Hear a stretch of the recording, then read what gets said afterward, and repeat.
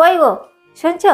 এই অনলাইনে এই শাড়িটা দেখো তো। হ্যাঁ হ্যাঁ হ্যাঁ ভাই, হ্যাঁ হ্যাঁ বল। আরে না না, আরে আমার বউ ওরকম নয়, একদম তোকে বললাম না আমার বউ ওরকম নয়। ওর ওরকম চাহিদা নেই যে আজকে 5,000 টাকার দামের শাড়ি কিনে দাও, আবার কালকে 10,000 টাকা দামের জিনিস কিনে দাও। ওর ওরকম চাহিদা নেই। ও শুধু ওই মোটামুটি একটুখানি কম দামেরই জিনিসই চায়। আর ধর 5 টাকার একটা জিনিস, ওই ধর একটা কম দামের লিপস্টিক, এই আর কি চাই, বুঝলি তো? কিছু বলছিলে তুমি?